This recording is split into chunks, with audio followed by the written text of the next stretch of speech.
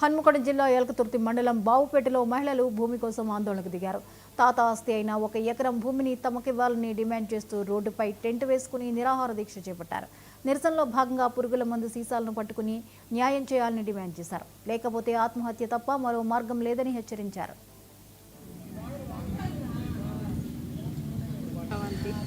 మా నాన్న పేరు యాదగిరి. మా నాన్న వాళ్ళ 6 అన్నదమ్ములు. మా నాన్న 3వ వ్యక్తి. నా పెళ్ళికి ఆ భూమి నుంచి అంటే మా తాత మా బాపమ్మ సంపాదించిన భూమి నుంచి 5 గుంటలు ఇచ్చిళ్ళు. నాకు ఏ కట్నాలు ఇవ్వలేదు, ఏ కానుకలు ఇవ్వలేదు. ఆ భూమితోనే నాకు పెళ్లి చేసిళ్ళు. చేసిన తర్వాత నా పెళ్ళి 2009లో జరిగింది. తర్వాత మా పెద్దనాన్న 2010లో దాన్ని అక్రమంగా పట్ట చేయించుకున్నాడు. మేము ఇప్పుడు 2 సంవత్సరాల నుంచి ఆ భూమి గురించి తిరుగుతున్నాం. నాకు 2 ఆడపిల్లలు, నా పిల్లలు కూడా పెద్దోళ్ళు అయ్యారు. ఇప్పుడు మేము ఆ భూమి గురించి అడిగితే ఆయన మా మీద కేసులు పెట్టిండు. మాకు మీరే న్యాయం చేయండి, మా ప్రాణ త్యాగానికైనా మేము సిద్ధమై ఇక్కడి దాకా వచ్చినాం. మాకు డబ్బులు పెట్టుకునేంత శక్తి లేదు. ఏది జరిగినా మా ప్రాణానికి ఏది జరిగినా కూడా ఆయనదే బాధ్యత. మాకు న్యాయం కావాలని మేము ఇక్కడి దాకా వచ్చినాం. మా గ్రామం బావుపేట గ్రామం.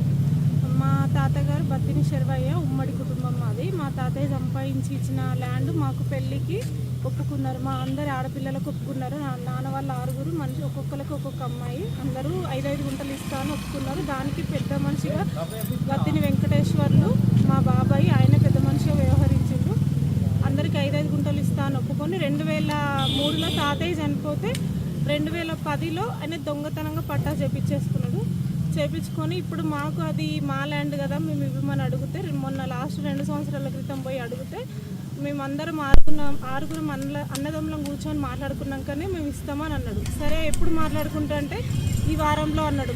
ఆ వారంలో మేము కూర్చోబెట్టినాం, అందరినీ కూర్చోబెడదామని ఫోన్ చేస్తే మా నెంబర్లు బ్లాక్ చేసిండు. అంటే కూర్చోడానికి ఆయనకు ససేమిరా ఇష్టం లేదు కాబట్టి ఆయన నెంబర్లు బ్లాక్ చేసిండు. మా నాన్న సంపత్ 5వ వ్యక్తి. మా పెళ్ళిళ్ళకు అందరికీ కట్నాల కింద భూమి 5 గుంటల భూమి ఒప్పుకొని పెళ్లి చేసిండు. అందరి పెళ్ళిళ్ళకు ఆయనే పెద్ద మనిషి. అందరికి ముందు వాడు చేసి ఇప్పుడు అడిగితే నాది నేను కొనుక్కున్నా అని అబద్ధం చెప్పి మమ్మల్ని ఇబ్బంది పెడతాడు. సంవత్సరం క్రితం ఇంటికి పోతే కూడా ఎక్కడికి పోదు. మేము అన్నదమ్ములం కూర్చొని మాట్లాడుకుంటే 5 నిమిషాల పని మేమే పెద్ద మనుషులు, మాకు పెద్ద మనుషులు కూడా అద్దు ఎవరని చెప్పిండు. చెప్తే మేము నమ్మి సపరేట్గా 1 సంవత్సరం అంతా ఊకున్న తర్వాత ఇప్పుడు ఇట్లా అయితే బయటకు వస్తలేదని మేము పోయి కనీలు వాతుకున్న తర్వాత ఆయన మా 4 ఆడపిల్లల మీద కేసు పెట్టిండు. మమ్మల్ని పోలీస్ స్టేషన్ తిప్పుతాడు, కోట్ల చుట్టూ తిప్పుతాడు. మాకు తిరిగేంత ఓపిక లేదు, ఖర్చు పెట్టేంత ఓపిక లేదు. ఇప్పుడు మహిళలు వచ్చి రోడ్డు మీద కూర్చున్నాం. మేము పోలీస్ స్టేషన్